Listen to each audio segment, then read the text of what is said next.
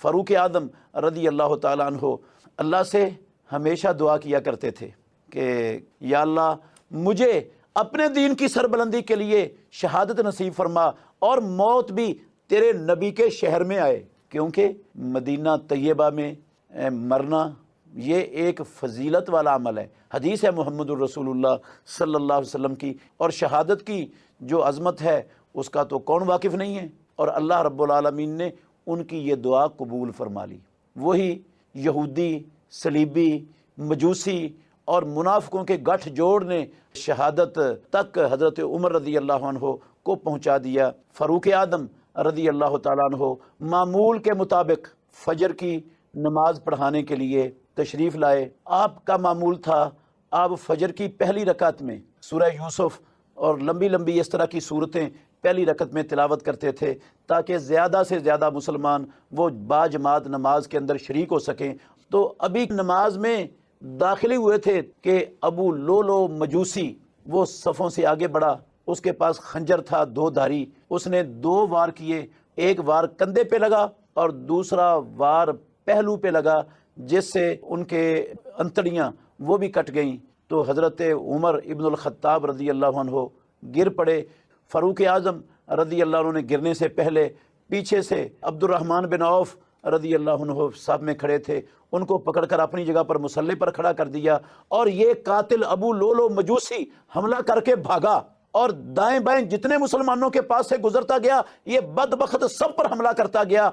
13 मुसलमानों को इसने हमले में ज़ख्मी किया, जिनमें से 7 इस बदबख्त के इस हमले के नतीजे में जामे शहादत जिन्होंने नोश किया। तो जब एक मुसलमान ने देखा ये तो बहुत नुकसान कर रहा है, उसने अपना जुब्बा इस खबीस पर फेंका।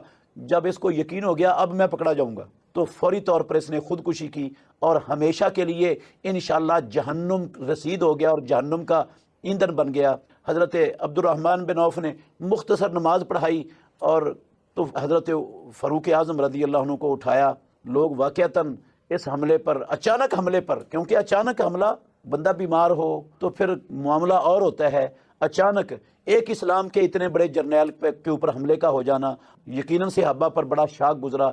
उन्हें उठाकर घर ले गए, डॉक्टर को बुलाया गया, उसने खजूरों का नबीज़ पिलाया, तो जब पिया तो वो अंतड़ियों के रास्ते, कटी हुई अंतड़ियों के रास्ते निकल गया। फिर दूध पिलाया, वो भी अंतड़ियों से निकल गया। फिर सब सहाबा को यकीन हो गया कि अब फ़ारूक आज़म रज़ी अल्लाह अन्हु ज़्यादा देर हमारे अंदर नहीं रहेंगे। फ़ारूक आज़म रज़ी अल्लाह अन्हु को भी यकीन हो गया, जो पेशीन गोई इमामुल अंबिया मुहम्मदुर रसूलुल्लाह सल्लल्लाहु अलैहि वसल्लम ने शहादत की थी, अब उस पेशीन गोई के पूरा होने का वक़्त भी आ गया। तो अपने बेटे अब्दुल्ला बिन उमर रज़ी अल्लाह अन्हुमा को भेजा, उम्मुल मोमिनीन सैयदा कायनात आयशा सिद्दीक़ा तैयबा ताहिरा रज़ी अल्लाह ताला अन्हा के पास भेजा और कहा बेटा जाओ, जाकर कहो उमर इब्नुल ख़त्ताब इजाज़त मांगता है अपने दोनों साथियों के साथ दफन होने की। ये नहीं कहना कमाल आजजी परवरदिगार ने फ़ारूक आज़म रज़ी अल्लाह अन्हु को अता की हुई थी। इतनी बड़ी मुसलमान उम्मत का, ज़मीन का हुक्मरान होते हुए आजजी की ये कैफियत है।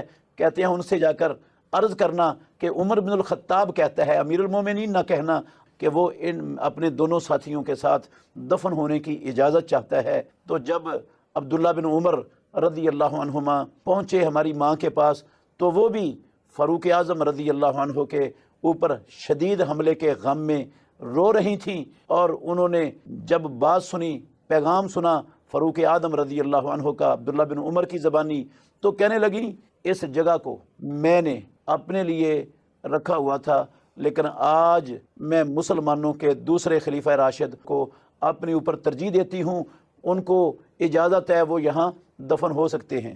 जब वापस आए अब्दुल्ला बिन उमर, तो लोगों ने कहा ये अब्दुल्ला बिन उमर आ गए हैं। उमर रज़ी अल्लाह ने कहा मुझे बिठाओ, सहारा देकर उनको बिठाया गया। तो पूछते हैं क्या जवाब लेके आए हो?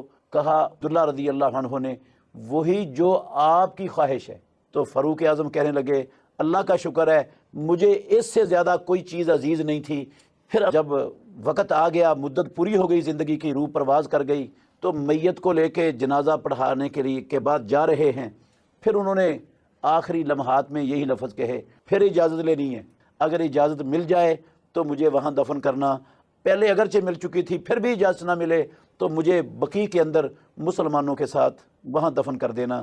دوبارہ جب میت کو لے کر گئے ہیں، انہوں نے کہا میں اجازت دیتی ہوں، تو زندگی میں ساری زندگی محمد الرسول اللہ صلی اللہ علیہ وسلم کے ساتھ رہنے والے، ابو بکر صدیق رضی اللہ عنہ کے ساتھ رہنے والے، اللہ نے قیامت تک کے لیے ان دونوں کے ساتھ سلا دیا، اور قیامت کے دن بھی انشاءاللہ وہ ایک ساتھ اٹھیں گے۔ اللہ ہمیں ان کے مشن کو اور ان کے طریقے کو اپنا کر الہی کلمت اللہ کے لیے اور دنیا میں باطل نظاموں کی سرکوبی کے لیے ان کے نقش قدم پر چلنے کی توفیق عطا فرمائے۔